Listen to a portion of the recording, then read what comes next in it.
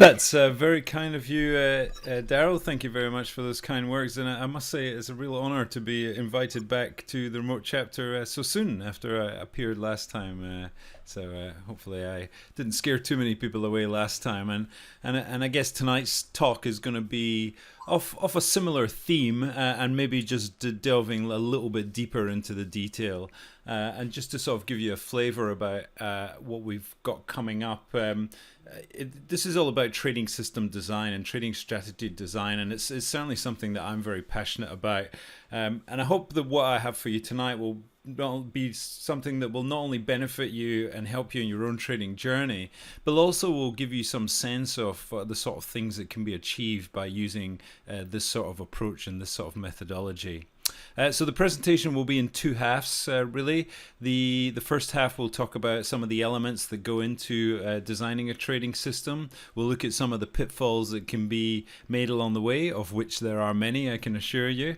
And we'll also look we'll take a little bit of a sort of detour to have a look at the role that skill and luck play in trading, because I think that's something that's quite illuminating for a lot of people. And then in the second half, we'll sort of get down to the nitty gritty, and I'll round off with a practical example of how, really a walkthrough really of how you would take a trading idea or something that you've seen on a chart all the way from that initial observation all the way through the testing phase to something, to a final result that you can then validate and hopefully decide if it's something that you want to trade or not. As Daryl's already said, everything that you're about to see and hear tonight is really just for your education and entertainment only. Nothing is a recommendation to buy or sell any financial instrument. Trading and investing is a risky business, and I'm sure you're all well aware of that. But if you do have any doubts about your decision-making ability, you should always seek the counsel of a licensed financial advisor. I will be demonstrating some trading ideas in this presentation. These are not. This is not a finished system as such that you can run off and trade with. It's really ideas that you can feed into your own pipeline, if you like, or your own research, and take it forward from that point. So please don't run off and buy or sell anything based on what you see here tonight. Daryl's already touched on my background, just to sort of give you a little bit more of an overview. If you don't remember from last time, if you were here, the professional side of my life was in technology. I was a software developer initially, and then I managed software development projects, but within the financial world, if you like. So I worked within investment management. Then I worked at a tier one investment bank in the city of London for many years. Left the corporate world about 15 or so years ago and decided to try my hand at trading. And like everybody, spent 3 or 4 or 5 years trying to make it work. And eventually, it was only when I found the systematic approach, really, and initially through the works of Howard Bandy and others, that the sort of the light bulbs all started to come on for me, and being able to take an idea and be able to test it and figure out if it's something that was going to work for me or would suit my style was something that really sort of set me on the path to being consistently profitable. So of all the things I've tried, which is everything, I've tried all types of approaches, from Gann and Elliott and Fibonacci all the way up to systematic and everything in between.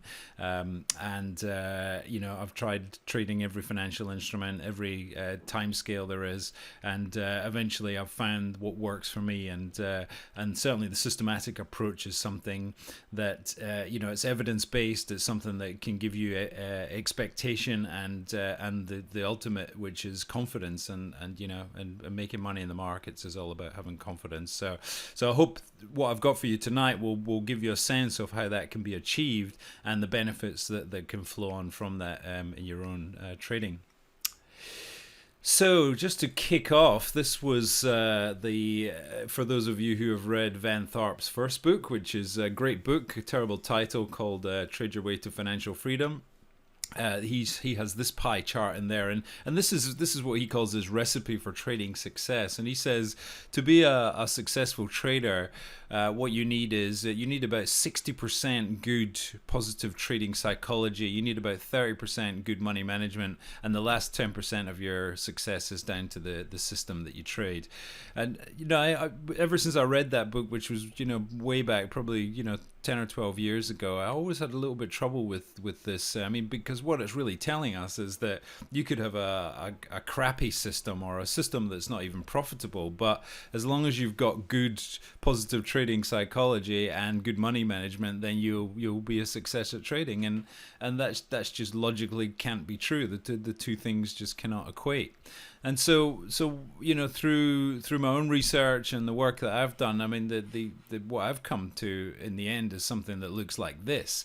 In other words, if you can get a system that suits your personality, lifestyle, delivers you the returns and meets the objectives that you set out for yourself, then if that's humming along and delivering the trades that you want at the frequency that you want, at the holding period you want, at the win rate you want, and so on, then add in a little bit positive psychology and decent money management, and then you've got a much greater recipe for success. In other words, the choice of approach that you use is at least 50% of your success. That's what I'm proposing to you tonight, and hopefully I'll be able to demonstrate by the end of this talk that is the case. Now, if you've been to as many of these talks as I have, then you'll know that you've seen many people stand up the front with a pointer saying, well, all you have to do, if you want to win, is you just buy when the red line crosses the blue line, and then you sell up here when the red line crosses down from the blue line.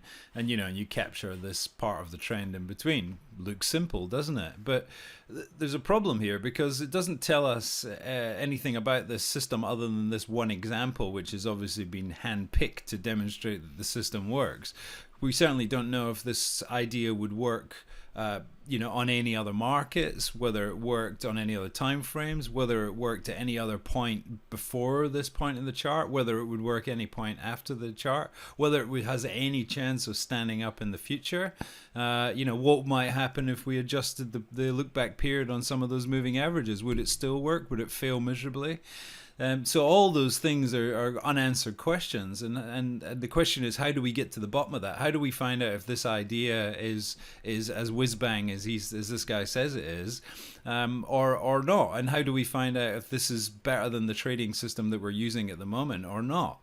Well, the only real way we can do that, of course, is to try and quantify it. So in other words, if we can build a sort of model that can test this idea and that can back test it across a bunch of different markets, a bunch of different time frames, and then we will get some metrics that we can then observe and decide. We can look at things like the win rate and the returns and the drawdown and the holding period and the expectancy per trade and all those good numbers that then we can say, okay, well, this thing has only a 35% win rate. Is that something I would really want to trade? Maybe not, but you certainly don't get that just by looking at this one picture perfect example.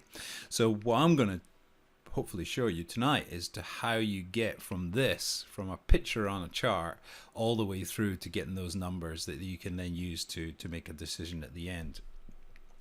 So the approach that we use is called quantitative analysis. It sounds, very scientific, and it certainly is in its approach, but it's not. It's certainly not difficult to learn. Put it that way.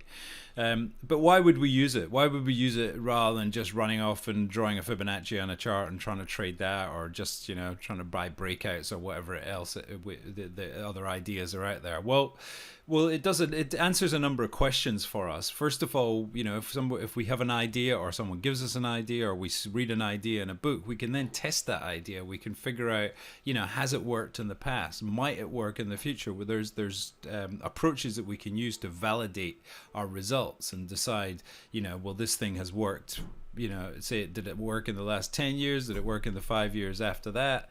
Then will it work in the 5 years coming? Who knows? So there are a number of tests that you can do to validate whether an idea has any chance of working, and I'll talk a little bit more about them as we get into. So things like back testing, forward testing, or out of sample testing, as it's called, validation testing. These are all different types of ways of deciding whether this idea has got any chance of living up to its expectations in the real world. You can also tailor systems to meet your own objectives. So once you've got a basic model, if you say you have something that produces, I don't know, let's say it has a 60% win rate, and you think, well, I could probably trade that, but I wouldn't mind, I'd be happier if it had a 70% win rate. Well, then you can tune the parameters of the system, and you can increase that win rate, at the cost of some other metric, of course. Generally, your expectancy per trade will go down, or some other metric will fall. But the idea is that you can massage the system or the strategy so that it gets into a shape that meets your own personal objectives and will suit your lifestyle. If it trades 4 times a day, that's not going to be any good if you've got a full-time job. Maybe you can adjust it to trade at a different time frame, and then it only trades 4 times a week or 4 times a month. And so those kinds of adjustments can be made to make it suit your own personality. But it's all, like I said at the start, this is all about confidence. Once you've got confidence in an idea, then you're much more likely to stick with it, especially when it hits a period of drawdown or goes through a bad patch or a sideways period. The idea is that you need that confidence, that that the system has the prospects of generating a certain amount of return per year, or no more than a maximum amount of drawdown, or has a certain amount of win rate. That will give you some expectations up front. Having those expectations will then give you confidence in the idea. We can also compare systems. So if someone comes along and says, here, look, I've got this great, wonderful system, what would make you switch to trading that? And the only way you can do that is by knowing what you're trading at the moment. What are the metrics of the system I'm actually trading, and then I can compare that. So if I'm getting 15% return out of the system I'm trading now, then this one on the table is got a 17% win rate. 17% return per annum. Well, maybe it's worth looking at. If it's only got a 10% return per annum, well, I'm better just sticking with the one I've got. So we can do those sorts of comparisons by looking at the metrics side by side. Once you're trading a system, of course, you can monitor the results. So you can look at the short-term metrics, if you like, and then compare that to its long-term expectations. So if the system is expected to have a 70% win rate, and so you would expect on average you should get 7 wins out of every 10 trades. Of course, it's not normally distributed, so it's never going to be exactly 7. But say 1 week it was down to only having 3 wins in the last 10 trades. That might tell you something about its whether it's in sync with the market, or whether there's the market conditions have changed somewhat, and then you can take some action. You can reduce your position size. You can decide to suspend trading. Those kinds of things. So it gives us the ability to determine, rather than just by your gut feel, what objectively is going on with the system. And then the last point is the key one, really. I mean, this is the future. I mean, your own personal competition are not the other people in the webinar tonight, or the other traders that on the ground, as it were. Our competition is the institutions. It's the large size traders, the investment banks, the hedge funds, the large ETFs and so on. Those are the guys who are basically eroding edge. Every time those guys make a profitable trade, they make it much harder for us to make the same trade again after them.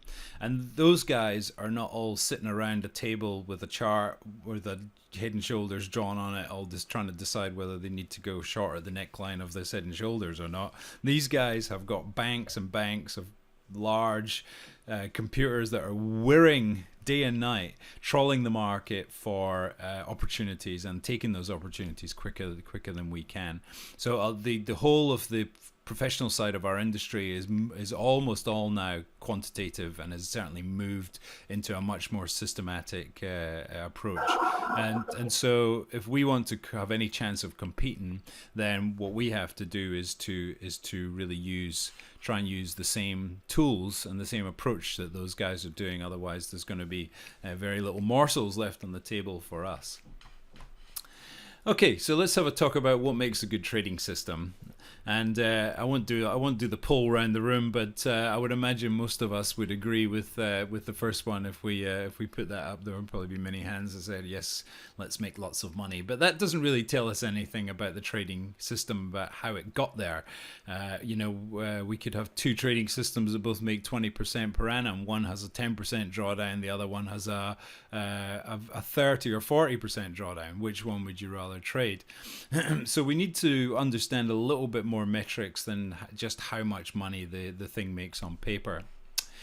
So one of the things we can look towards is trade frequency, of course.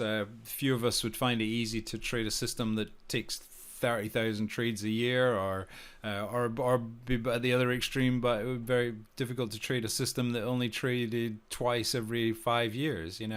So for most of us, our ideal trade frequency is going to be somewhere in the middle. It's going to be in the range of 1 or 2 trades per month, say, or 10 trades a year, up to maybe 10 trades a week, or even more. But have a think about what sort of trade frequency you're comfortable. How many, how often do you like opening up the system to check if there's any opportunities, and that will lead you down certain paths, because different strategies have different, if you like, signatures. Some trade more frequent, others trade less frequent. Holding period is quite closely related to trade frequency. Excuse me. Holding period is quite closely linked to trade frequency. Generally, the more frequent the trade, the shorter the holding period, and vice versa. But again, by the same token, have a think about what you're comfortable with. Do you like holding for months at a time? Are you happier just being in for a few weeks, or do you only like holding for a few days at a time? And again, depending on where you sit on that spectrum, will sort of lead you towards a particular strategy outcome. Win-loss ratio is a key one, of course. Some people can quite happily trade a system that only wins 30% of the time. I'm certainly not one of those people. I would find that very, very tough.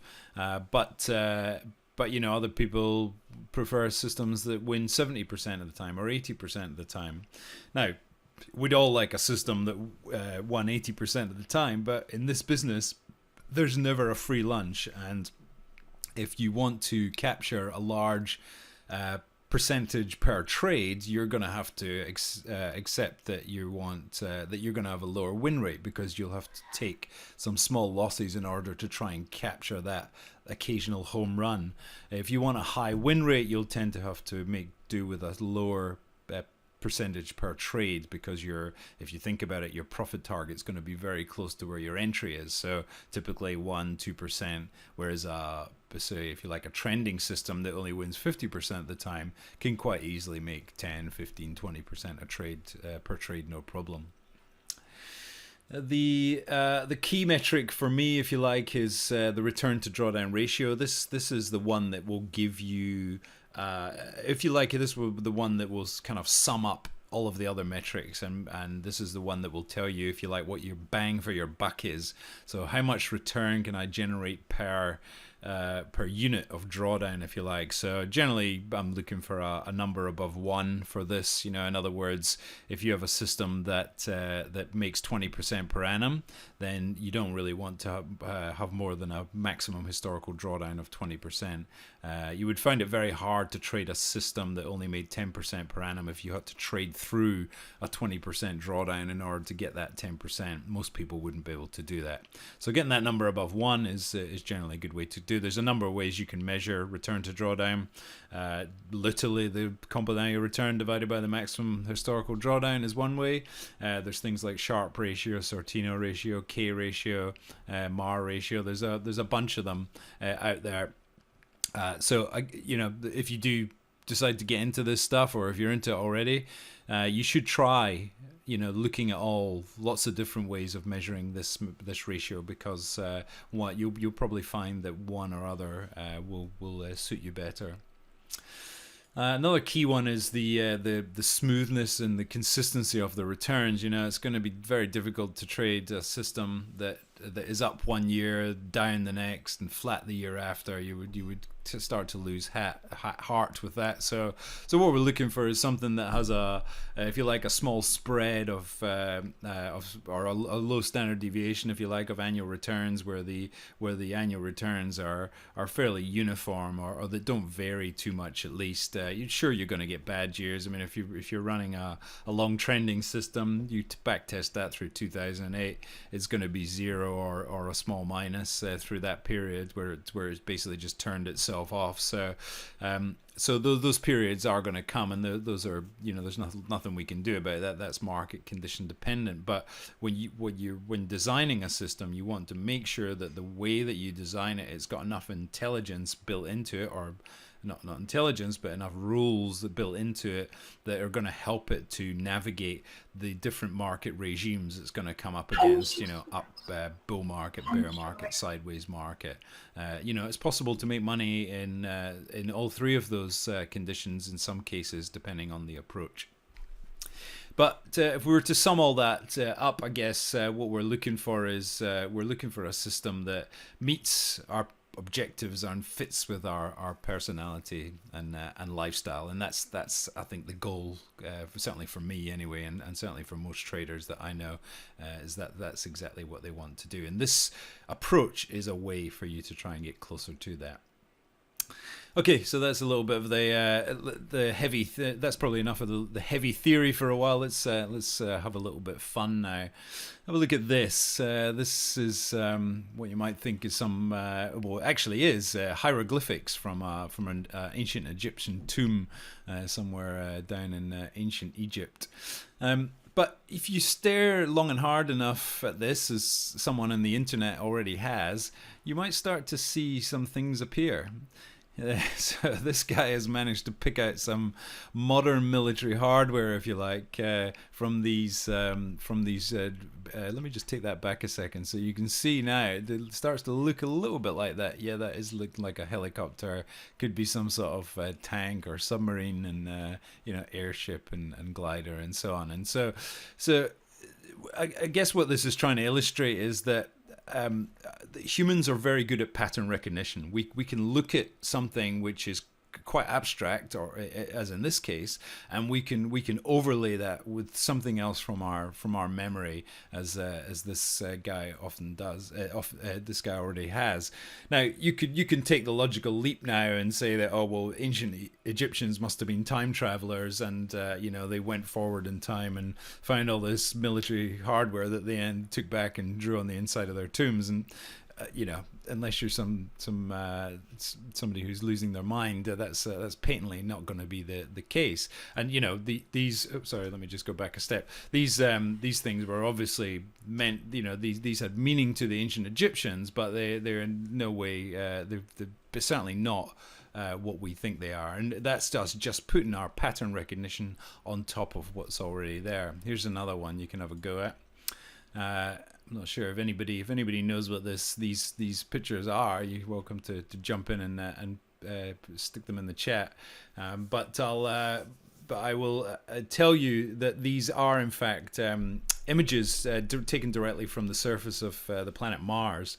So these, I could stand here or sit here all night and try and persuade you that these are just random rock formations on a planet millions of miles away. Certainly that no human has ever visited. But the pattern recognition part of your brain is so strong that it won't let you believe anything other than their human faces on the screen in front of you right now. And so, and if you're like some of the cookier parts of the internet, you'll take the next logical step that ancient humans must have gone up there in bamboo rockets and carved these things into the rocks in Mars, and so discounting that if you can, the all this is our the pattern recognition part of our brain basically running all the time, constantly trying to discern patterns in anything, wherever it is, even if it's just in randomness, as we can see here. Now, having pattern recognition is actually very useful, and in fact, it's one of the things that makes us human. When we were evolving, knowing that tiger tracks and tiger poo means there must be a tiger nearby, was obviously something that saved yours and I's ancestors enough for us to be around today. So that sort of pattern recognition was very key, and certainly even in the modern world, you wouldn't be able to drive your car down the street or go and do your shopping at the supermarket if you weren't able to discern patterns and to pick up patterns and things. So it is something that's very, very useful for us, and all the time, in everyday life. But it can sometimes trip us up, and particularly when it comes to the financial markets, and certainly things like looking at charts and trying to see patterns on charts and so on. We can get sucked in to try and think that we are actually seeing something where something doesn't really exist. And so just to sort of let's see how that pattern recognition instinct can actually trip us up. Here's a little game we can play. This is basically just a random series of 10 coin tosses. So T is tails, H is head for each of the outcomes. So we've got a set of 10 coin tosses here. Let's see if we can come up with a little betting strategy on this. Okay, so once again, using the pattern recognition part of the brain, we can stare at this long and hard enough, and eventually you might see something emerge from the gloom here. That what's happened here is that every second coin has been a head except one. Just that number 8 there was a tail. So we've actually got the makings of a little trading system here. In other words, if we were to bet heads on every even numbered flip, then we would have a trading system that has an 80% win rate. How about that? Who wouldn't like that? So let's see if we can roll this little trading system forward and see what happens. So we go coin number 11. Well, we're not betting on coin number 11 because we're only interested in even numbered coins. So we let that one turn. We're not really even caring about what the outcome is. And coin number 12. Okay, so we push all our chips into the middle and we call heads. Now, what's the chances that number 12 is a head? Is it 80%? Does 12 have an 80% chance of being ahead? I mean, that cannot even be true, can it? That can be nowhere even true. Surely 12 has to only be a 50% chance of being ahead. So where did we go wrong? We had a bulletproof system up here, and then suddenly our 80% chance is not even 80%, it's only 50% now. So that's kind of a facetious little demonstration, if you like, but what it neatly does is it demonstrates a lot of the pitfalls that you can make when you come to developing and designing and testing trading strategies. So let me just take you through a few of them now. Some common development mistakes, things like using too small a sample size. So that's what we just did there. We is 10 coins enough to determine whether there's any pattern? I mean, you would have to throw 1,000, 10,000, who knows how many before you eventually you would find out there's no pattern at all, of course. But how many trades would you need before you discern whether there's a pattern, or how many examples of the thing that you were looking for in the market? If you're looking for, let's say, where the market falls 7 days in a row, okay, does it go up on the next 2 days after that? So if you were looking for that pattern, how many of those would you have to test before you had a good idea of it working? Another example of too small a sample size is, and this was very true before 2008 came along. A lot of trading systems were built just using bull market data. Okay, so you could have a beautiful looking breakout system, made money no problem during a bull market, but that's because the market was going up. And so you start trading that system in October 2007, and guess what? You're buying breakouts, they're all failing, and you lose all your money in 2008. That's because your sample that you were testing on did not include all different market regimes like bull market, bear market, sideways market. So we have to try and show the system as many different market types so that it can try and navigate its way through. Another fault's what's called curve fitting or over optimization, and that's what we just did there. We just we imposed our rules on the data that was there. We looked for things that were in the data, but we didn't know if there was actually anything predictive there at all. We were just fitting our strategy around what existed already in the data, and so that's a trap, because obviously your rules have got very little chance of working in the future if all they've done is being overfitted to historic data. We also didn't validate our results. So validation means, once you've got a set of rules, you then take those rules and show it, test them against some data that wasn't used to build the rules. And then what you're looking for is the rules to work, to give similar results in the data it hasn't seen before than the data that you've used to build those rules. And that will give you then, again, some expectation and confidence that they might work in the future. If they don't work at all on the data that they haven't seen before, then they're probably just as the stuff that they were built on just probably gave you results as a result of luck. So that's the next point there. Not testing for it being lucky, and believing the results are too good to be true. Okay, so you come and this does happen. You get things like look forward bias and so on that can produce really nice results. You get something that it makes 50% a year, it has an 85% win rate, it has about a 10% drawdown, and you think, wow, this is it, I found the holy grail, and I don't need to come to Daryl's group anymore. but actually, what you have to kind of use a little bit of common sense and say, okay, can that really be true? Is it really, are you able to harvest 50% out of the market with only a 10% drawdown? I don't think so. So you need to apply some sense, and if you do see something that's too good to be true, the first thing you've got to ask yourself is, where have I made the mistake? And it's usually a coding error or something, or something in the test setup that you've done, that you've tripped yourself up, basically. So happens all the time. There are ways to try and mitigate against it, but it's certainly something to look out for in the early days.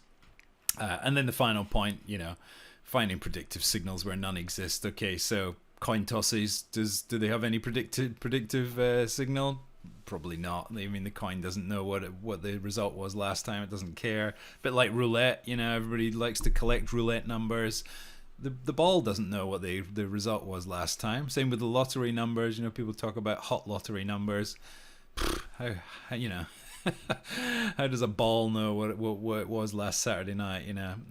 So those kinds of things, and it can happen in the market. You can think you found some pattern that actually exists, and it doesn't exist at all.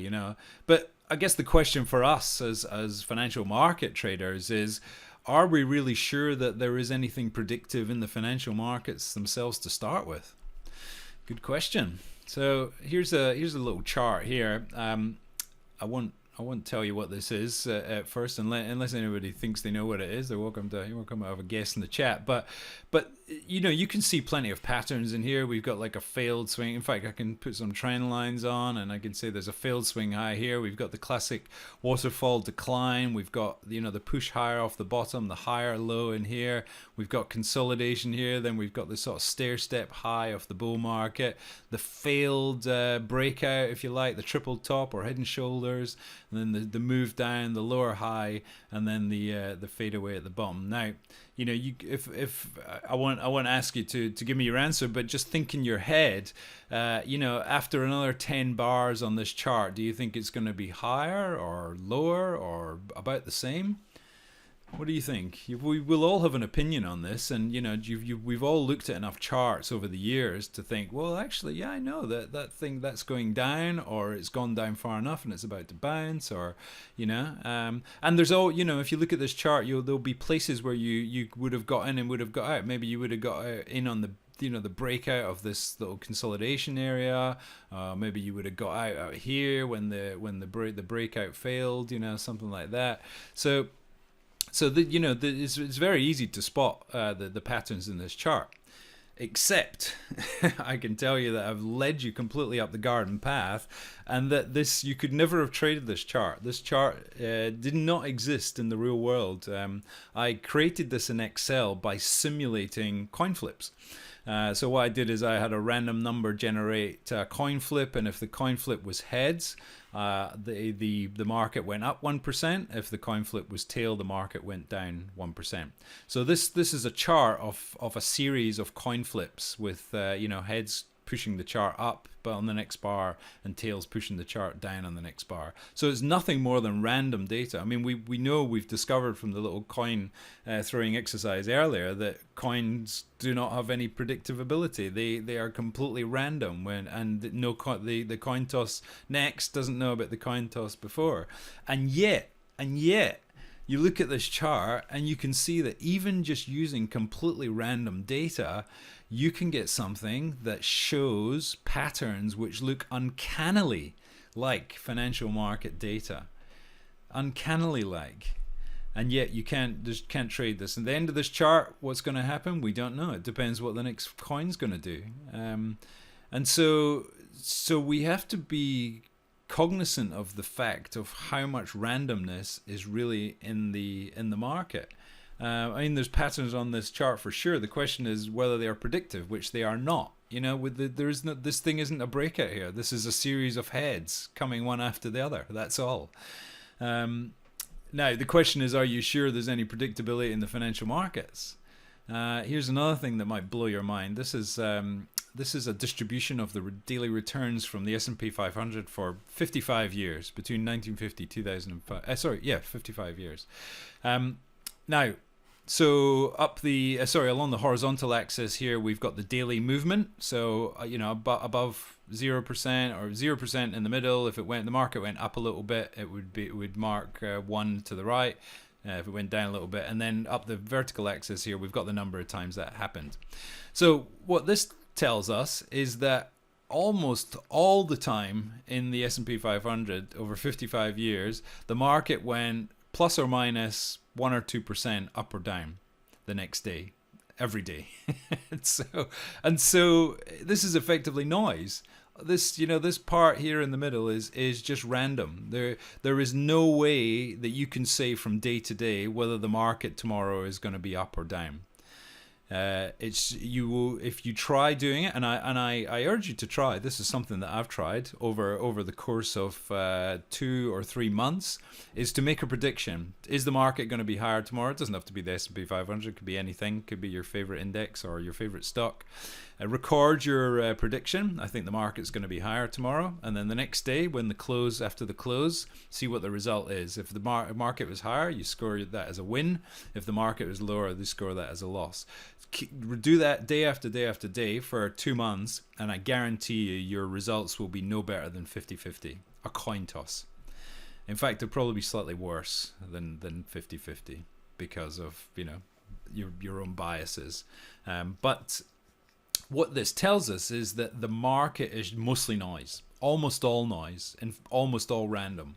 Very, very little of anything else. It's just random data going up and going down, and there's very, very little predictability in it. Now, does that mean that our job as traders is futile? Well, maybe. It certainly explains why this gig is so fucking hard. It's so very, very hard to be successful in the financial markets, and this is one of the reasons is because that things that we deploy don't work 100% because of the randomness of the market. So does that mean that there's no point in trying? Well, actually no, and here's why. Because if you think of this as the noise, then the signal is actually out here at the edge. So these tiny little blips are way out here at the edge, and down this leg here, this tail here. This is where the signal is. So in other words, if the S&P 500 was down, let's say 10% today, there is something like a 75% chance that it is going to be up the next day. So these are the things that we can use to try and build our strategies with. So in other words, large sell-offs are usually followed by swift moves up. Okay, so that's called the mean reversion inefficiency. This is where the market's gone down a lot and then it's expected to bounce. And then up here at the right tail, we've got the breakouts. You know, that the market is, if it's up a lot, then it's is likely to carry on up, because you know the indexes especially will tend to trend to the upside. But you know, it's a Herculean task. As you can see, we've got to pick out these tiny little bits of signal out of all this noise, and it's almost all noise. So as we can see, the daily rises and falls of the financial markets are largely an element of luck, to be honest. So let's take a little bit of a break again from the heavy theory and have a little look at how luck affects us. Imagine, if you will, this is a little thought experiment which you might find interesting. You may have heard it before, but this is so it's a nice little thought experiment that neatly explains the difference between skill and luck, especially in our industry as well. So imagine, if you will, a game where every citizen of Australia, man, woman, and child, are players. And so what happens at the start of the game is that everyone takes out a dollar coin from their pocket, or is given a dollar coin, and they flip that coin on day one. Now, if they get a heads, they get to stay in the game. If they record a tail, then they have to pay their coins into a central pot, which is then redistributed to everyone who's still in the game. Okay, so hopefully you get the gist of that. So just to give you an example, after day one, if you imagine, so 22 million people are going to flip the coin on day one. About 11 million of them are going to get heads. About 11 million are going to get tails. So the 11 million that got tails, they have to pay their dollar to the 11 million that got heads. Therefore, after day one, there's 11 million people still in the game. Each of them have now doubled their money, 100% profit. Okay, they've got $2. Okay, so imagine what would happen. So the game's played once a day. Imagine if we rolled that on 10 days. Well, just because of the large number we started with, you can see that after 10 days, there are about 21,000 people that have managed to flip 10 heads in a row. Okay, so 10 heads in a row to stay in the game, and each time they've flipped, they've got the proceeds of all the losing people. So they've turned $1 into $1,000. Okay, so you know, how do you think these people will be feeling about themselves? Pretty good, I reckon. They'd certainly be down the pub, you know, telling their friends how skillful a coin tosser they are, and you know, and it's all about their technique. You know, they're just flipping it at the right angle, and you know, 10 times out of 10, it's come down a head. No question, they are skillful at this job. Now let's roll the game on another 10 days and let's see what happens. So here we are now on day 20. And would you believe it? But there's 21 people now left in the game, and they have amassed $1 million from $1 start. Okay, so how do you think these people would be feeling? They've managed to throw 20 heads in a row. Now you might think 20 heads in a row, that must be impossible. But if you have a large enough series and a large enough set of inputs, then you see you can just do it by nothing more than luck. But of course, these 21 people here will certainly not be thinking it's luck. They will be thinking that it's their skill. You know, they will be feeling pretty happy about them. They might, who knows? They might start writing their own books. You know, how I flipped my way to $1 million, maybe. Or market flipping wizards, starting to sound a bit familiar. Maybe they'll start selling expensive courses on how to flip coins. It's starting to ring bells. I'm sure. I mean, we see this all the time. That moderate success can be achieved by many people, but outstanding success is almost always as a result of luck. You have to be in the right place at the right time, or you have to just have something that just clicks at that right moment, and it's usually cannot be explained by anything other than luck, as this shows. Being able to flip 20 coins is certainly not something that's determined by skill, as we know. It's not the coin has no memory. So this is completely as a result of luck. And if you look at things, I'm sure most of you have read the Market Wizards books by Jack Schwager.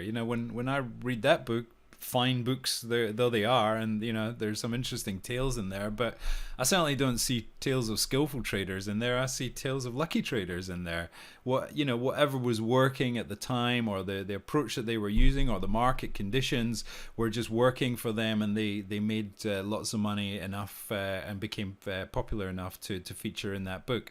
And actually, if you go back and look at many of the traders that were in those books, quite a number of them have blown themselves up and disappeared, never to be heard of again. So it's always worthwhile just sort of keeping your eye on what is skill and what is luck, and for sure it takes both to be really successful, but sometimes it's more of one, less of another. So how does this all relate back to trading? I hear you scream from across the ether. Well, this little matrix here neatly explains it, I guess. And if we have a trading strategy or any approach, if we're looking at lines on charts, whatever it happens to be, we always have a decision to make. Okay, we can have a set of rules that give us trading opportunities, and we can decide to follow the rules, and we make the decision to take the trade or take the exit that the rule is telling us. And there's going to be a couple of different outcomes of following that rule. We're going to make a profit, and if we've made the correct decision, we make a profit. Well, then that's us profiting from our skill. Okay, we are being skillful, applying our logic, and we're getting paid, rewarded by the market for it. If we make a loss and we followed our system, well, that's just unlucky. No system wins all the time. Even the best system in the world is going to have losing streaks, and so that's just unlucky. However, if we decide to do something other than what our system's telling us to do, in other words, if we make the wrong decision, if we profit from them, well, we got lucky. Okay, and I'm sure some of us have had that situation where you've bought the wrong stock and it's gone up anyway, and then you're quite happy. But that doesn't happen all the time, and it certainly doesn't happen often. And what more likely to happen is if you make the wrong decision, you take a loss. Well, that's just stupid. I mean, you should never have been doing that, and now you've lost money through it. But what's interesting here, or here's where it gets interesting, I should say, is that over time, your unlucky losses and your lucky wins will tend to even each other out. And so what that leaves you with is the difference between your skillful profits and your stupid losses. And so what our job as traders is to try and maximize, if you like, the top line of this matrix as much as we can, and to minimize the bottom line. So cut out the stupid losses, certainly. The lucky wins, either can be avoided or they can't. But to try and stick to the system as much as possible. I guess that's what the message is here, and you've heard it said a million times, stick to the rules. But getting back to the systematic approach, or the quantitative approach, one thing that certainly I've found it helps a lot with is actually enforcing that. So once you've got a set of rules that the machine is telling you what trades to take, it takes the ego out of it, and it reduces the amount of emotion it doesn't eliminate it, but it reduces massively the amount of emotion that you have invested in a particular position. And so you're much more likely to follow it if you are just the trained monkey putting the orders in, and it's actually the machine telling you what to do. So that's another reason for using a systematic approach. Okay, something just came through on the chat while I was talking about that. Fool by Randomness, The Hidden Role of Chance and Life and the Markets by Nassim Taleb. Yes, very, very good book, Goanna. Thanks for that. That is an excellent book. Actually, one of my favorite books of all time. And you are, I'll throw a chocolate over to you, a virtual chocolate over to you, because you've actually picked up one of the books that I've got on one of the final slides tonight. And that, along with a number of others, are certainly ones that I think you should definitely read. And very, very few of them, like that one, are not much to do with the markets, but actually more to do with how randomness and chance and skill and luck play out in our own lives. Thanks for that. Okay, so let's get back into it then. We have to, once we've decided we're going down this route, we need to come up with an approach. And when if you were in the talk I did a month or two ago, you remember we talked about the different ways that the market is inefficient. The market moves in ways that are inefficient. It misprices itself. Well, the traders misprice it through price discovery, but it's the mispricing in the market or the pricing in the market is inefficient in a key number of ways.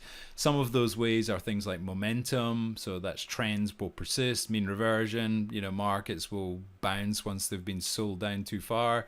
Seasonality, selling may go away. Santa Claus rally.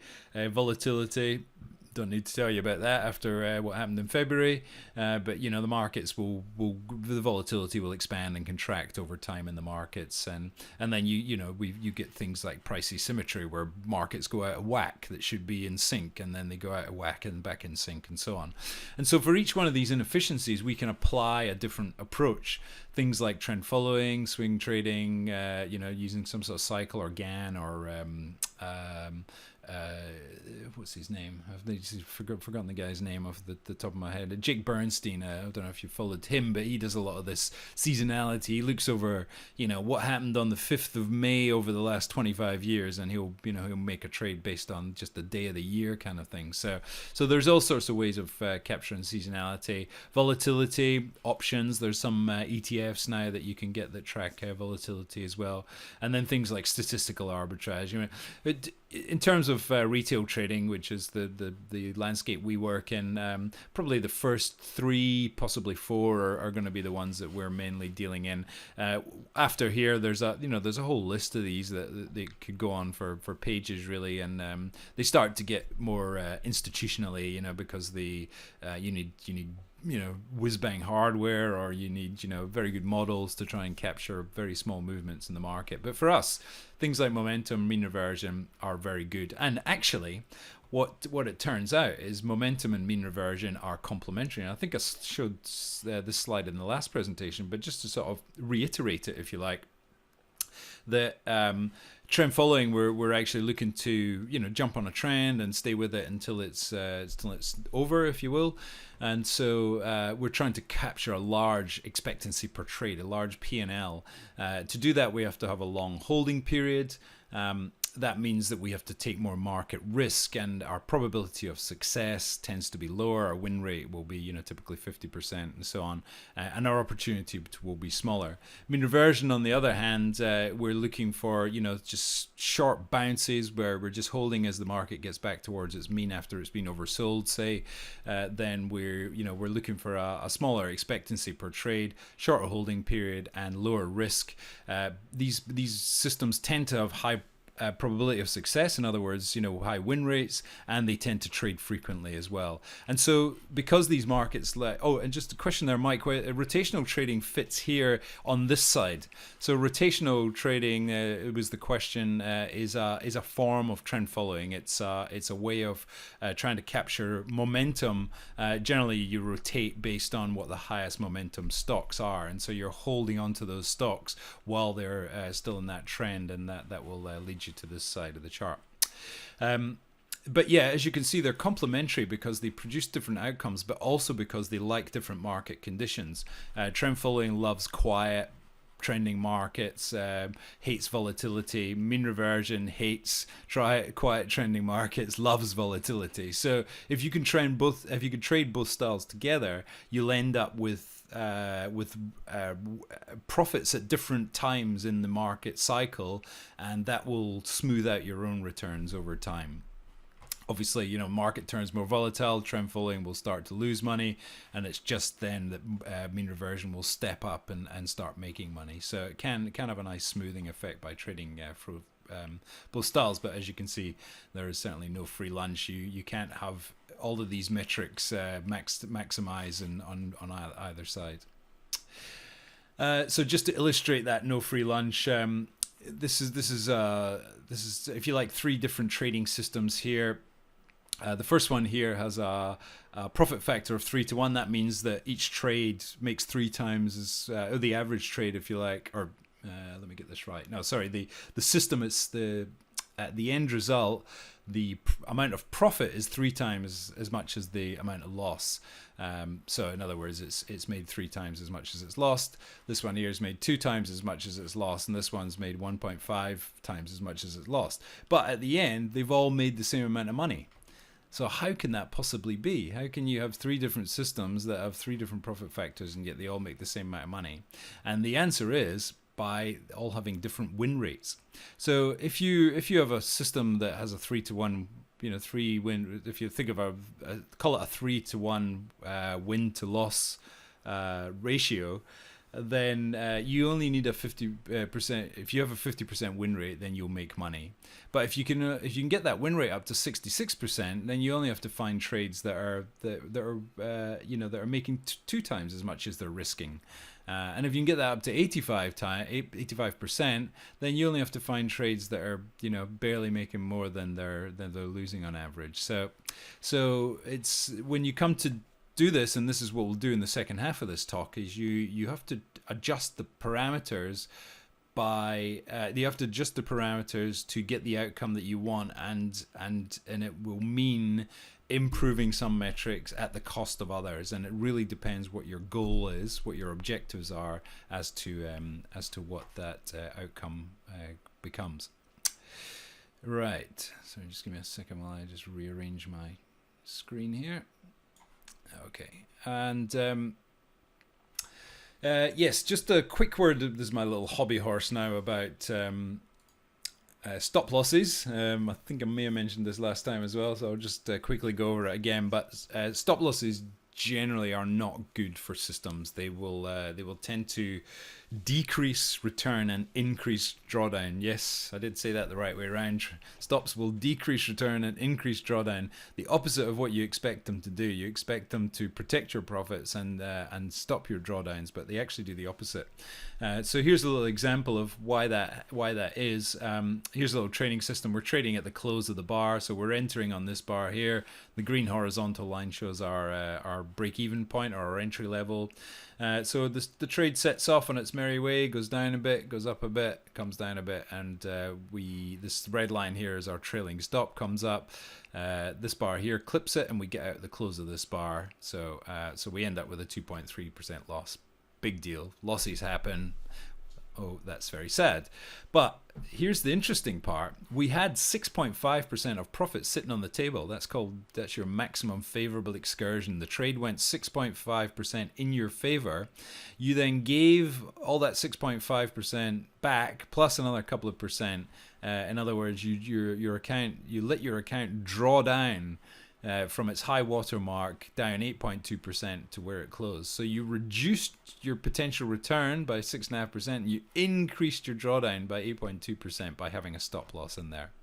So clearly suboptimal. Now the question is, well, how do we know when this bit is so that we can get out? Well, there are techniques that allow you to do that, and we'll cover some of them in the second half of the talk tonight. But I guess the takeaway is that using a stop which resides below the price for a long trade the market always has to fall to get it, and that fall of the market is effectively drawdown, and it's also erosion of the money that you had sitting on the table. So have a think about that. Now, I'm not saying all stops are bad. There's certainly some cases, in fact, things like parabolic stop I've got a lot of time for, but having a stop, especially in a portfolio system, is very bad. There's just no excuse for it, really. You can certainly use them if you're just trading a single instrument. It's probably wise to have some sort of risk control in there, but for a portfolio system, there's much better ways to organize it. And just to sort of give you a flavor of some of the things that I like. So just discussing again the two sort of main systems, trend following and mean reversion. These are some of the stops. Well, I've tried all of these. These are the ones with the green ticks are the ones I happen to think I've got half a job of working, and the red ones are just no good at all. So, your initial stop, no good at all. Trailing stop, no good at all. Time stop is an interesting one. Doesn't work well in trend following, obviously, because you don't want to stop the trade. You want it to let it run. It doesn't work well in trend following, but does have some benefits in mean reversion. Often remember with mean reversion, you're buying as the market's falling, hoping for the market to bounce very close to where you bought. But it will do that 7 times out of 10, but on the other 3 it might not, and maybe it goes down a bit further, maybe it wobbles around, and maybe it just never gets to where it's meant to go. And in those situations, sometimes it's better just cutting the trade and moving on. So time stops do work in that situation.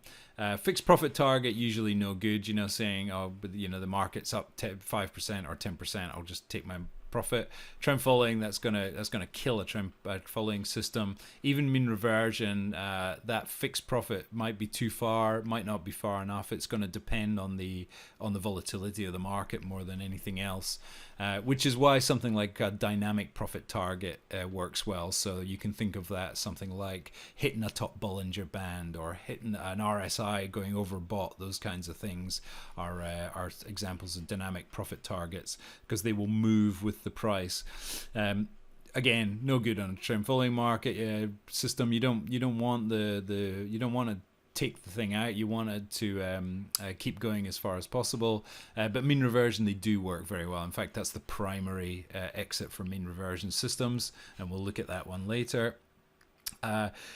You can use things like volatility limit. Okay, so when the market sells off, often the volatility will increase. So you could look at using that as a method of exiting. If the volatility spikes by X% or whatever, that can work. Stock rotation, as Mike was mentioning earlier, that's another good method, because that actually uses the next one, momentum, as it stops. So if you think of a trend following trade, the trade's going up, it goes up, and then it sort of goes sideways, and then it goes down. Maybe it does a double top or a head and shoulders or something. And as it goes through that sort of sideways pattern, that's the momentum is effectively tending towards zero. So your momentum indicator will start to fall, and I showed this on the last talk I did, but that's a very, very good way of getting out of a trend following trade, because that's effectively telling you the market's no longer going up, the trend is over. So some sort of momentum stop is very good, and stock rotation is an example of that. So there you go. I'll climb down off my soapbox now and get off stops. So that really sort of concludes the first half, and if you like, the introduction and the if you like, the quote unquote theory of the stuff that we're going to do. What we're going to do next is we're going to actually go on, and I'm going to demonstrate how we actually pull this all together to actually build something and see if it can actually work. Okay, let's build a trading system. So we're going to take everything that we learned in the first half, and we're going to spew it up on the page and apply it in the second half here. Okay, so what we're going to do, well, before we get there, you need a tool. Now it's worth saying, there's no way around it. If you're going to use a systematic approach, you need software. You can't do this stuff in your head. In fact, you wouldn't want to do it in your head. It's the whole point of this is to get the machine to do not necessarily lay the trades for you, but to at least to generate the the trade ideas for you, and that's what we'll be doing here. I'm not going to be talking about automation or any of those kinds of things. All I'm doing here is talking about generating trade signals, and then it's up to you. You can be the last link in the chain and decide whether you want to press the go button or not. But there, like I said, there's a number of different bits of software on the market available for these things, like Wealth Lab, eSignal, TradeStation, MT4. AmiBroker is the one that I've arrived at. I've tried a number of these ones. They're all different. They're good for different.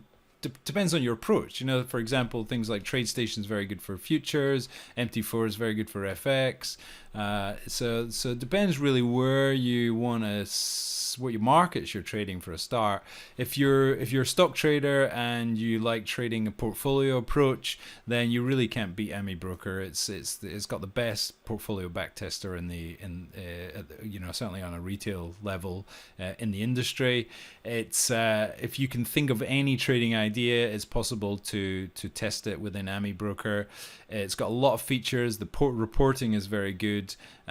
It's got a really fast backtester. You can backtest, the whole of the All Ordinaries over the last 15 years, and it'll do it in like 12 seconds flat. So you can cycle through ideas very quickly and make small changes, test again, small change, test again, and do that very, very quickly. It's reasonably easy to learn. The support is very good. There's lots of free code available online. If you just Google Bollinger Band squeeze AmiBroker code, up it'll pop. Somebody else has already done it for you. So you certainly don't have to code any. Well, you shouldn't have to code anything from scratch. You get a lot of the stuff you need online, and then you can just massage it or change it to what you need. The support's very good. There's a lot of videos online and stuff if you do want to go down that road. Anyway, I don't work for AmiBroker. I don't get anything for saying these things. I'm just a very, very happy customer. So I highly recommend AmiBroker, and the examples that you'll see flicking up the charts and so on are all from AmiBroker. It can also use any data source. Certainly for stocks, I use a company called Norgate. That they're in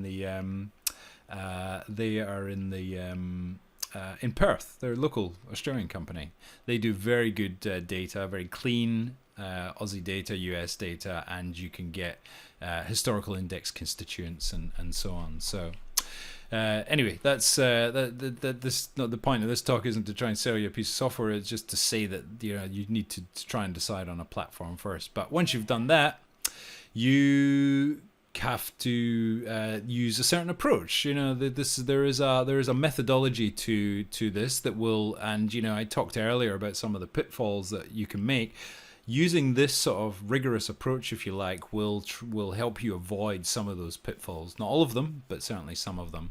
And it's loosely based on what we're calling what you can call the scientific method, where you have an idea or a hypothesis. You try and think of why that might be happening. You do some tests, you get some data, and then you make some conclusions, and then that might change your hypothesis, or you might have some other thing, and round and round and round you go. That's how science works, folks. What we're trying to do is to emulate that in a way that we can to come up with a trading system. So first step is to define an objective. I mean, unless you know where you're going, you're not going to know if you've got there, if that makes sense. So the thing about this is you can spin your wheels for forever. You can test this and that and put this filter in and take that rule out, and you can go on for forever on one particular idea, but unless you've got an idea of what you want out of this system, then you're never going to come to that point where you're going to say, okay, well, that's good enough for me to then take it to the next stage. So we need to define an objective, and that objective has to be quantifiable. Okay, so in other words, we need to come up with some numbers that are going to suit us. So how much return do you want? How much drawdown do you want? How much win rate do you want? What sort of holding period do you want? It's all the same metrics that we've been talking about again and again. That same sort of 5 or 6. So that's return, drawdown, win rate, expectancy per trade, holding period, and trade frequency. Those are the sort of the famous 6, or you can add the 7th one, which is return to drawdown ratio.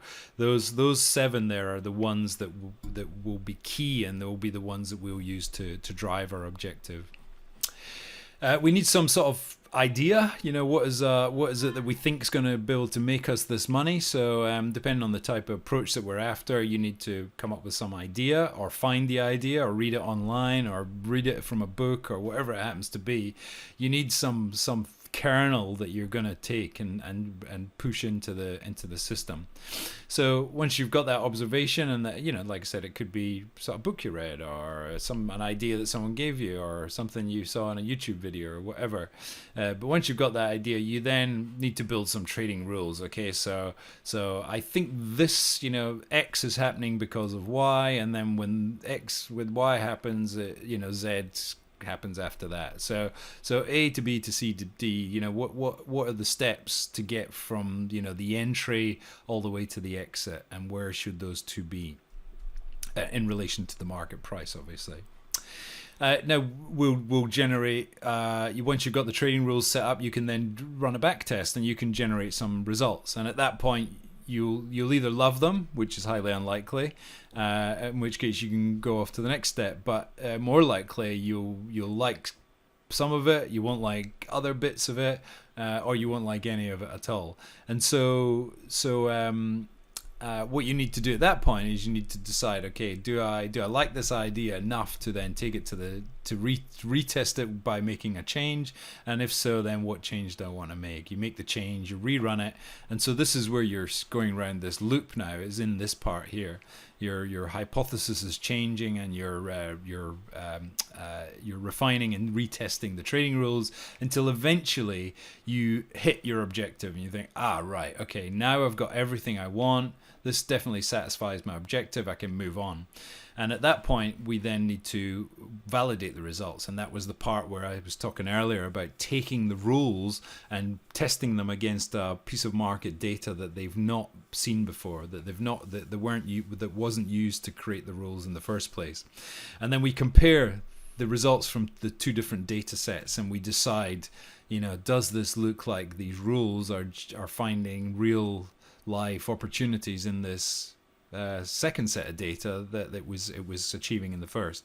If the answer is yes, then it's passed the test, and away we go. We can trade the system. There's a bit flippant there. There are other validation things you can do, but for simplicity's sake, we'll move on. You then go off and trade the system. So you trade the system. You trade, either with on paper or with small account or with everything, if you like, and you take every trade as it comes, and you monitor the results. And obviously, by monitoring the results, we can start to see if the metrics start eroding, and if the system is starting to fail, then we can stop trading it, and then perhaps the system will come good again, and we can start trading it again, and round and round and round we go.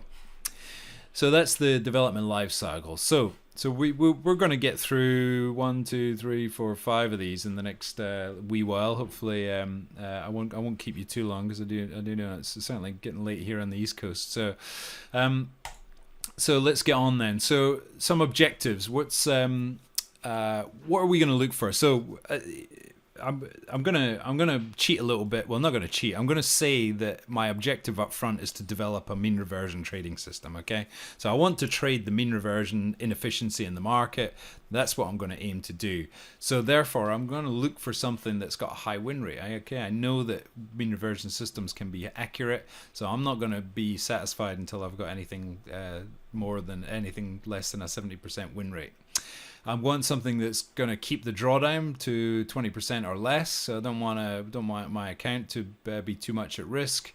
I want to be compensated well. So I want my return to drawdown ratio to be at least 1. I spoke earlier about your return being at least as big as your maximum drawdown. So if my drawdown is 20%, I'm looking for a 20% return per annum.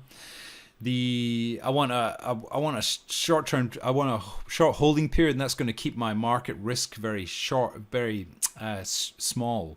So I'm only going to be in the market for a short period of time and then back into cash. So I want to be mostly in cash and only ducking into the market when these opportunities come up, and then back out again. And I want something that trades frequently. Okay, so I know that with a 70% win rate, I'm not going to get a big expectancy per trade. I'm maybe going to look at round about the 1% mark. So if I can get 1% per trade P&L, I'm going to have to, if I'm taking 10 trades at a time, say, I'm really going to have to turn them over in order to make a living out of this. If I just do one or two of them a month, it's not going to put much food on the table. So 15 trades a month. That's not too onerous. I mean, that's certainly achievable in terms of laying positions. It doesn't seem too much of a big job to do that. So I can handle that. It fits my personality, fits my lifestyle. These are the things that are going to make me want to trade the system if I can get those results. Okay, next thing we need is an observation. Okay, so what are we talking about when we're talking about mean reversion? We're talking about the price has reached an extreme in the recent range of prices, and when it hits that extreme, there's a high probability that it's going to move back towards its mean or its average. One way of determining the recent range of prices is to use the Bollinger Bands. Okay, so these blue lines here are Bollinger Bands, and here you can see, before we get to what we can see here, just a word on Bollinger Bands. As you may know, they're based on standard deviation, so they're a measure of the distribution of prices. And if you remember back to your stats class, you'll remember that if the prices were normally distributed, or the returns were normally distributed, you would expect that something like 96 or 97% of the price action should be between the Bollinger Bands. Okay, market price data is not normally distributed. It has what's called fat tails, which means it doesn't always it's not probably 96, but let's say there's 90% of the price action within the Bollinger Bands. This is inside the Bollinger Bands is random. Okay, there's no predictive value. If I tried to say, buy here or buy here because it's in the middle of the Bollinger Bands, my win rate would be 50% at best, and my profitability would be nowhere, be zero. But what we can do is, if we look at when the price makes an excursion outside the Bollinger Bands, well, now that is telling us something. That's telling us that it is at an extreme. If you remember that distribution chart of the S&P 500, these movements outside the Bollinger Band, these are the little dots on the left tail of that distribution. This is where the market is being sold down at an extreme, and this is telling us that the market is quite likely to make an excursion back towards the average. The green line here being the moving average, which it does in this case. It bounces, and actually not only that, but it actually goes on and it hits the top Bollinger Band. Okay, so let's start with that. Let's cast the net as wide as possible and say, okay, if the price closes 3 times outside the Bollinger Band, which isn't going to happen very often, then my hypothesis that it's going to go all the way and hit the top Bollinger Band. Okay, that's what I can see in this one example. But like the very, very first chart I showed you right back at the start of the presentation, this is just one example. This tells us nothing about this trading idea. It doesn't tell us if the idea has worked in the past, whether it will work in the future. Does it work on this market? Does it work on other markets? So what we need to do is put it to the test. So here's my hypothesis. I think that it looks to me, from looking at that one observation, that when the price of a stock closes below the lower Bollinger Band for 3 bars, it's quite likely to reverse very soon after and move towards the top Bollinger Band. Now, before you all go rushing off for pencil and paper, I will just remind you, number one, this is being recorded, and number two, the PDF of the slides will be shared with the recording, and both of those will be on the ATAA website in the resources section, certainly within the next few days. So you'll have it all to watch back for, or to flick through the slides at your leisure. Okay, so there's my hypothesis. Now I need to build some trading rules. So I'll start with what I'm calling a baseline setup, which is just, the sort of the boilerplate, if you like, of my model. Number one, I'm only interested in buying stocks that are already going up. But trying to buy dips in falling markets is probably going to be suboptimal, to put it lightly. So what we want to do is find stocks that are already trending up but have been sold down short term. So I want my stock to be in a long-term uptrend above its 230-day moving average. I want stocks with decent turnover. Again, going back to the pitfalls where you can kid yourself. If you test every stock with that liquidity filter, you might find some amazing results where you've picked up stocks that have gone from 0.1 cent all the way to a cent. But of course, you'd never be able to trade those things number one, because of the liquidity, and number two, you would never be able to achieve those prices because of the spread and so on. So get some liquidity filtering in there. I'm just using 300k a day. You might want to use a higher number. It depends on what your objective is, or what size of account you're trading with this particular idea with, and so on. We want stocks that are got a bit of movement to them. So I'm saying let me have stocks that have got a decent amount of ATR, 1.5% per day on average. I also want the short-term vol to be longer than the long-term vol, and what that means is that, I spoke earlier about when there's a sell-off, the bars tend to expand. So I want to make sure we're in that expansion period, and then the market's not just dribbling down. When the market goes volatile, it tends to create a bit of a vacuum behind it, and that's going to make the swing up much more violent, and that's going to help us. We'll try the ASX 300. You can use. You can try all ordinaries. You can try 200, 100. Once you've got the model built, you can switch it between the various universes. So no big deal. I'm just going to use the 300. It's about this. It's a nice sweet spot. It's got some volatile stocks in it. It's got some not so volatile ones in it. And that SBF there stands for survivorship bias free. And so what that means is I'm going to test when I run a back test. I'm going to run it against the index as it was on that date, and that's something that the Norgate data allows you to do. Not all data providers have that. So watch out, because that's another trap. If you just test against the current index, your results will look amazing, because all the current constituents of the index are there because they're survivors, and what you're not seeing is the ones that have gone out of the index or gone bust and so on. So try and do the testing with that. If you can.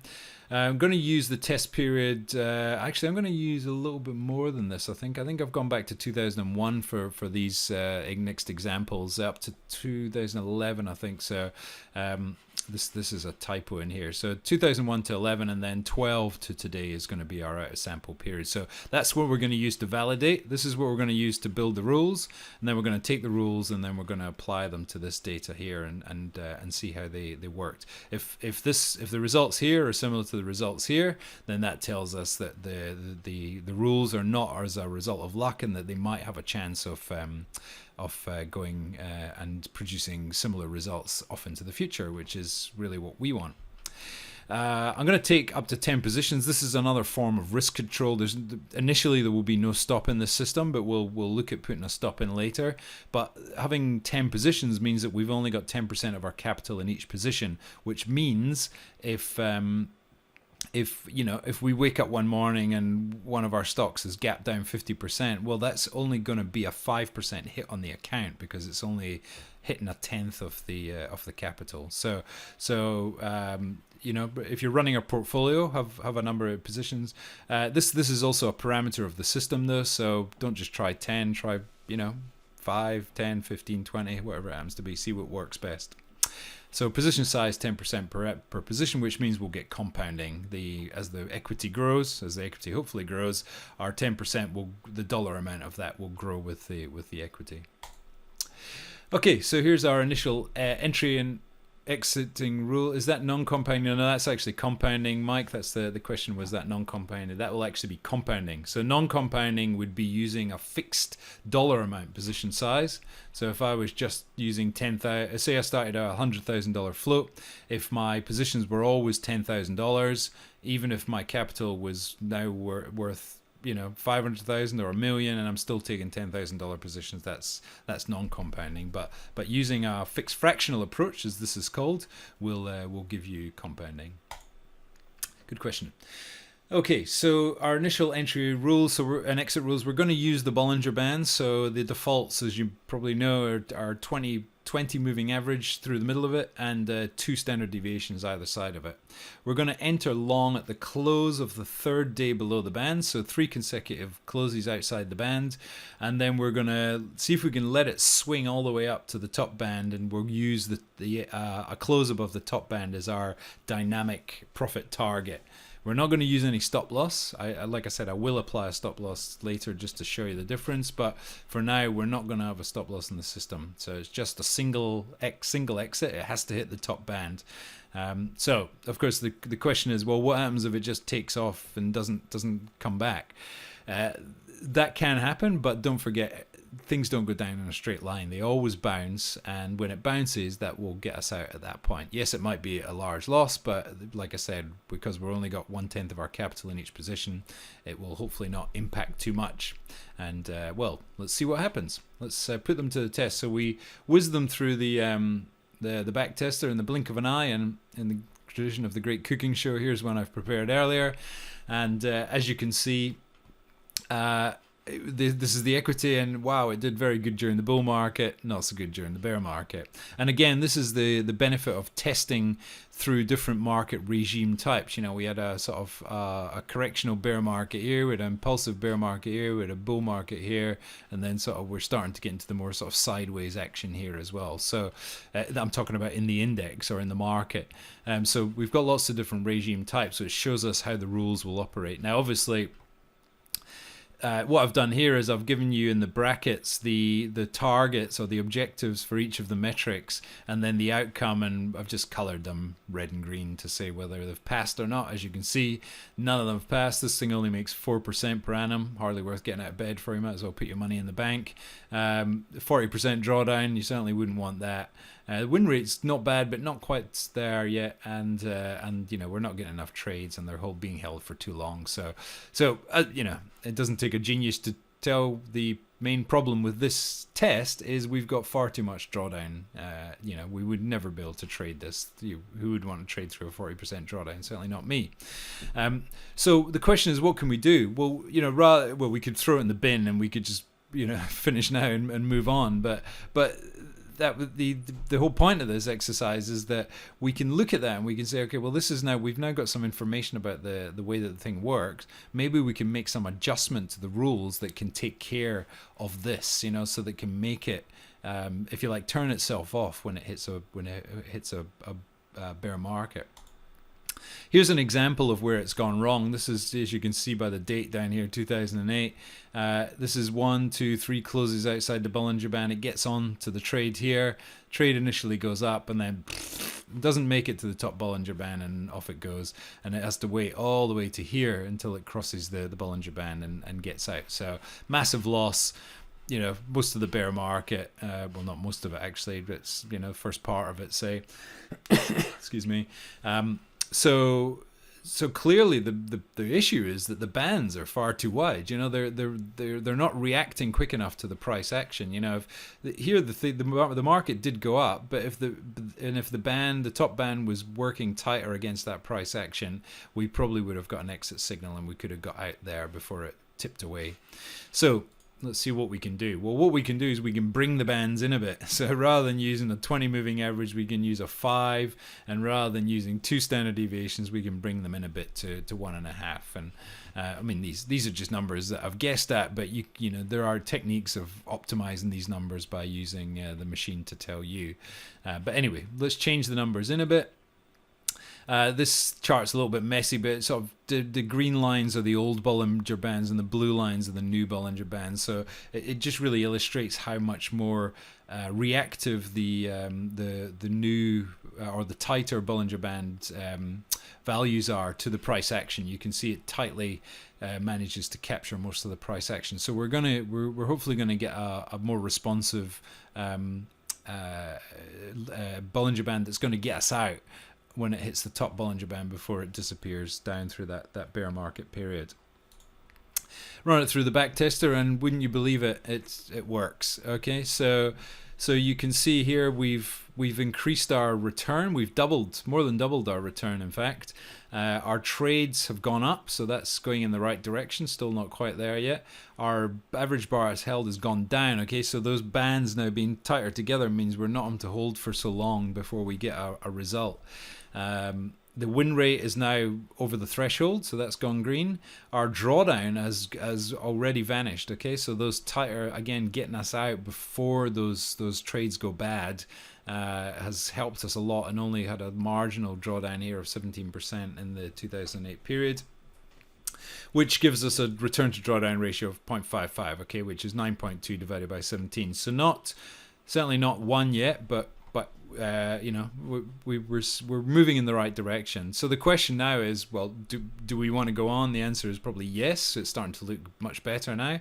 So what is it that we want to work on next? And so for me, it looks like it's insufficient opportunity. Our trades are not enough. So our drawdown is small, but we're not generating enough trades to build return, given that we're only probably generating 1% per trade or something. So we need more trades. So one way we can do that is we can, if you like, if the reason we're not getting enough trades is because that the restriction that we've put on the entry is too much. It's not closing 3 times outside the Bollinger Band enough times to generate enough entries. So we can relax that a little bit by saying, okay, well, rather than having to close 3 times outside, what if we just let it close 3 times, you know, inside the bottom 10%, say, of the bottom band. So either there or lower, and it will still let it in. So we're just sort of giving it a little bit more room to try and generate a bit more opportunity. Okay, our quality may not be as we may have a little bit of a quality drop, but we'll get a larger quantity, which is really what we're after. So the way to do that is that, so rather than below the lower Bollinger Band, we're going to just say the lower 10% of the bandwidth. So if you think of the bands being 100% wide, the lower 10%, so just that, you know, just that sort of narrow edge inside the lower band. Run that through the backtester, and lo and behold, it has done what we wanted. It's now generating a decent amount of return. Okay, so chart's starting to look okay, but oh, look, we've, as always, going back to the there's no free lunch rule, you improve one metric almost always at the cost of another metric. So here we've improved our return, but we've blown our drawdown back out again. So we need to try and fix that. Meanwhile, this is what we were trying to improve, and we have. So our turnover has gone up massively, almost 3 times. Bars held hasn't really moved. Max drawdown, yeah, that's the one we need to think about. But our overall return to drawdown is now edging closer to the magic 1.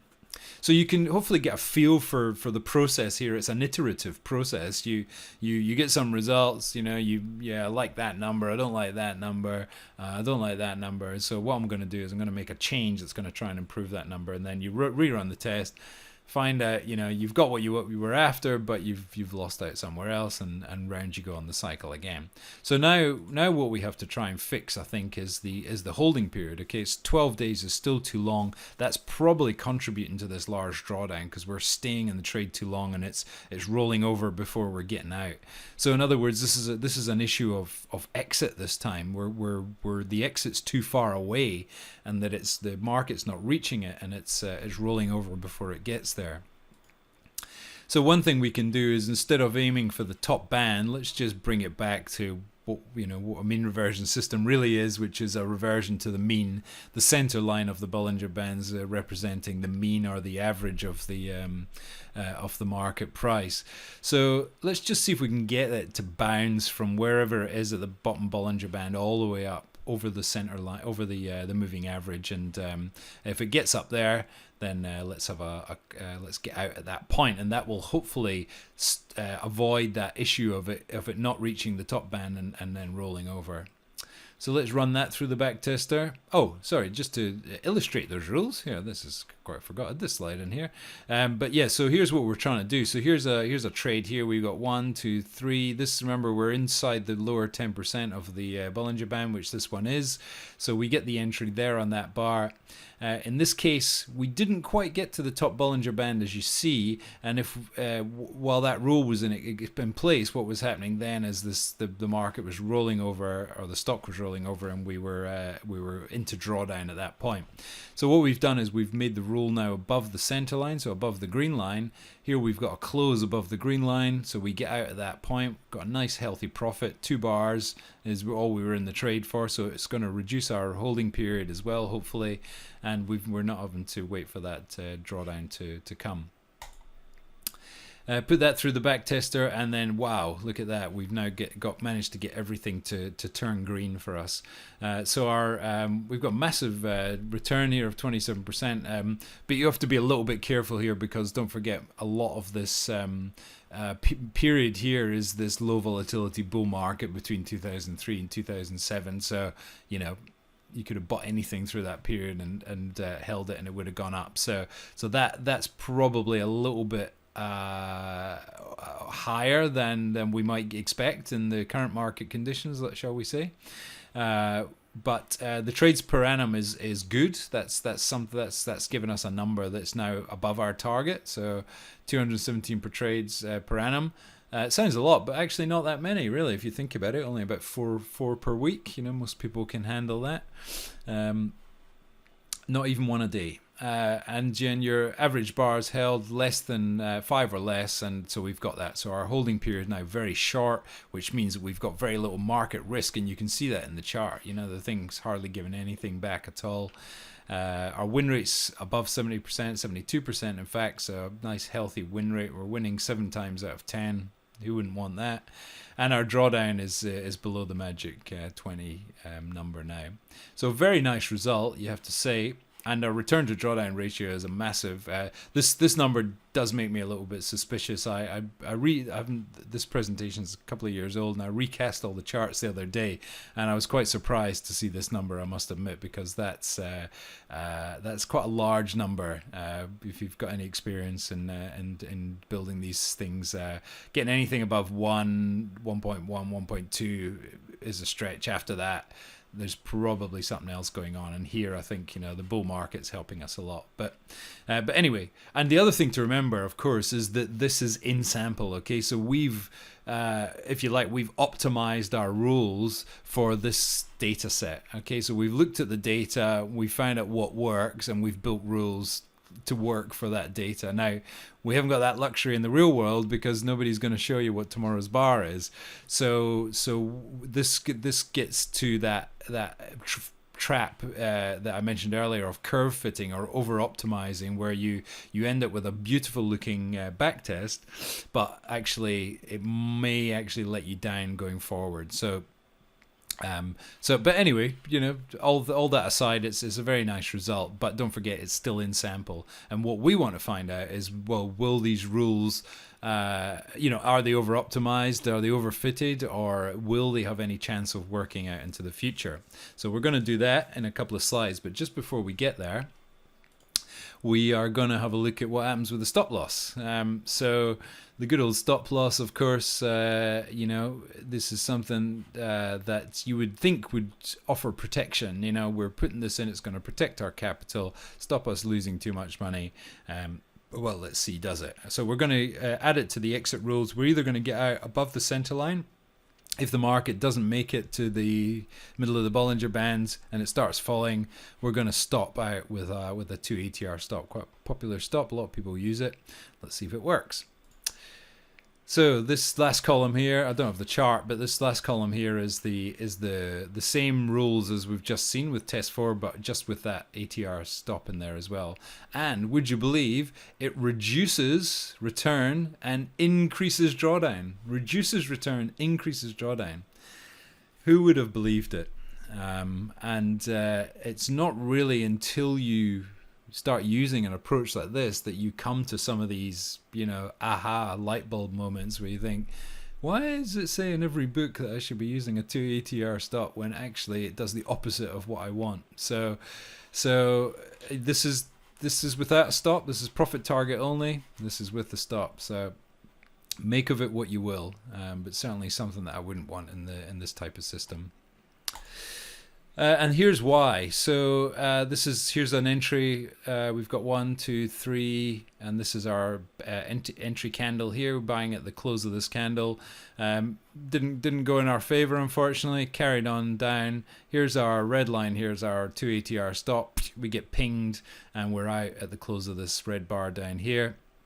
But if we had held on for one more bar to our default exit, which is above the center line, we would have got out on that bar, not with a profit, but with a much smaller loss, and that's the key. is the profit target will reduce your drawdown and increase your return, whereas the stop loss will do the opposite. It will decrease your return and increase your drawdown. All right, I think I've labored that point enough. Let's move on. That's the full rules. I just put them in there so that you can see them on the slides when they come out.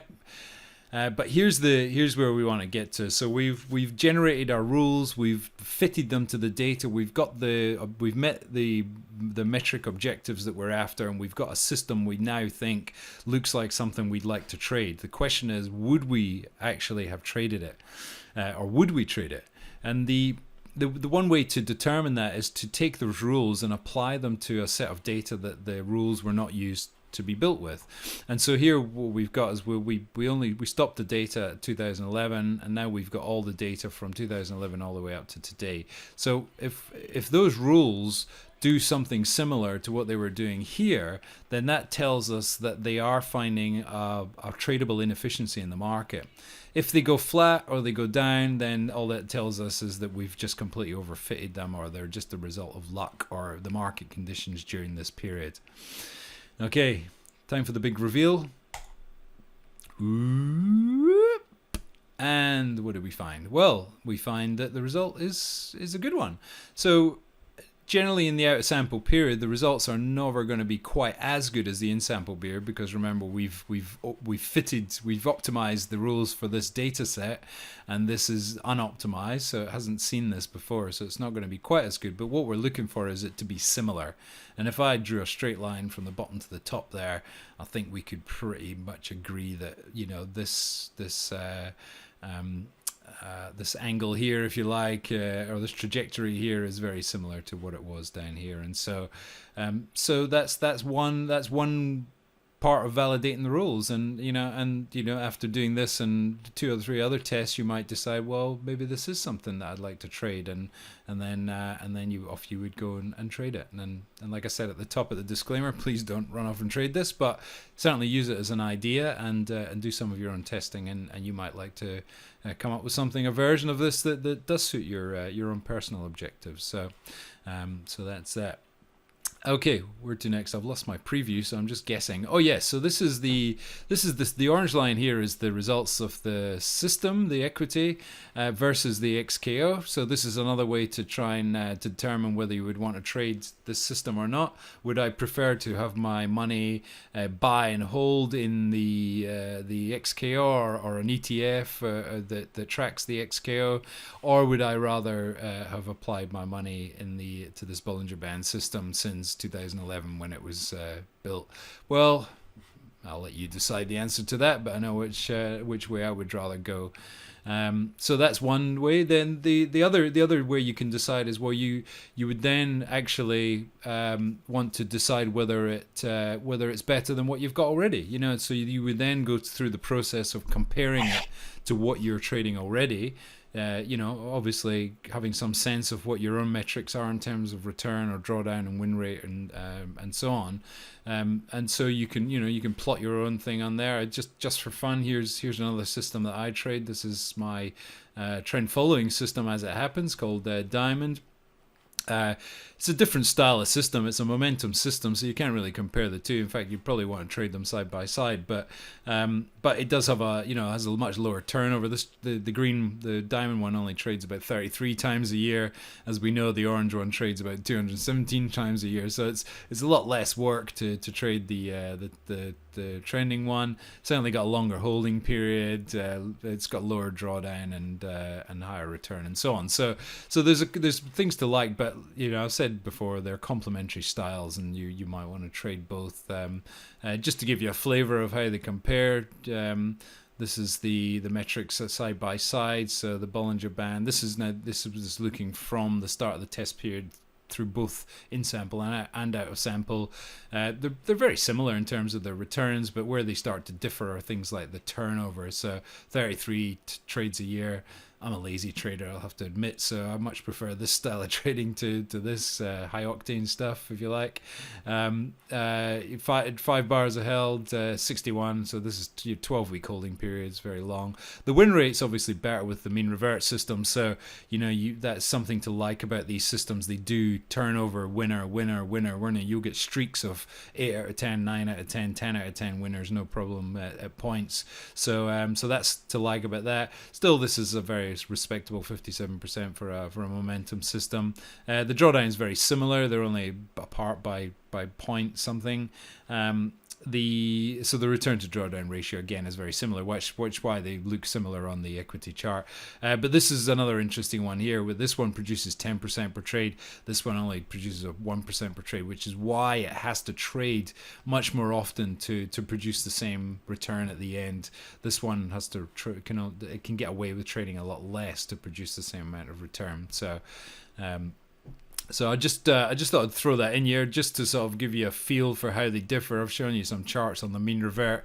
This is much more of a momentum style where the trend, it's the trend is in play. You jump aboard the trend, you ride it up, and then this was the period here where I was talking about the momentum falling because the markets turn more sideways, and that gets you out here in the middle of the range before the thing falls. And if you had some sort of trailing stop, you might get pinged here or down here. So it's a nice way to exit. This is a rotational system, so it rotates, which is effectively using a momentum style of exit. It doesn't win every time, of course. This is losing trade here, but when it loses, it's usually a short. It's out very quickly and it doesn't give back very much. So it's a nice style to trade. It's a different style to trade, and like I said, you might want to trade them alongside each other. But the beauty of both of these strategies and this whole approach, if this is the one thing that stays with you at the end of tonight, is this: you never have to look at a chart again. There's no more charts.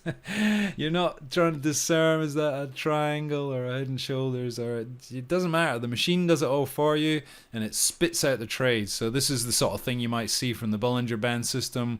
When it's running and you've got a bunch of open positions, maybe you've got a couple of exits here, and you can figure out, just see on a day by day basis, what's my P&L, what system, what trade should buy in, what trade should buy out. Out, and it's the algorithm or the system is telling you, okay, it's time for you to place this exit order or place this buy order, and you're not the one that's having to sweat by looking at the chart and saying, ooh, should I buy this one, should I buy this one? That's all done for you because you've done all the work up front already. Same with this is Diamond. If you can get this, these are available on my website. Some of them are subscription as well. So Helix Trader Model, stick that in your favorite search engine, and you can find out more about these, how they operate, and so on. But again, this is the sort of thing with this one, and the beauty of this one is it's only a weekly frequency. So you just look at it once a week on the weekend. Okay, I need to sell this one, buy that one, lay the orders, get the market to do it for you on Monday morning, and away you go. So it's a nice way to trade, having a more systematic approach. It takes a lot of the emotion out of it, as I said earlier, and allows you to trade much more freely. Okay, so that was a lot to take in. I thank you very much for sticking with you. I think we've still got just about everybody that was in the room at the start, so I really appreciate you sticking with me. Just to sort of summarize, if you like, what we've had, I think is the takeaways for me are really, don't just trust an idea. If you read something in a book or see something on the internet, or someone stands up at a meeting and says, this works or that works, ask for the evidence. Show me your results. Show me the evidence that this idea works. Why would you, put your hard-earned money into any idea if you can't actually see that it has a chance of working, or that it has worked in the past? Better still, do your own testing. Build the skills to do it. Like I said, there's lots of the tools available are now very mature. the don't let the coding side of you put that off. You can build a training system in with 3 or 4 instructions on the page. It's not the coding side doesn't have to be onerous, and it can be learned. It can be learned quite easily by reading, by looking at ideas that other people have already written. It's not something, if you can work Excel, you can do this stuff. It's no harder than being able to write a formula in Excel, put it that way. But yeah, if you can get onto doing your own testing, then you can test ideas to your heart's content. Every time you read a book, you'll start being a bit more cynical and skeptical and saying, well, does that really work? Let's see. I'll put it to the test.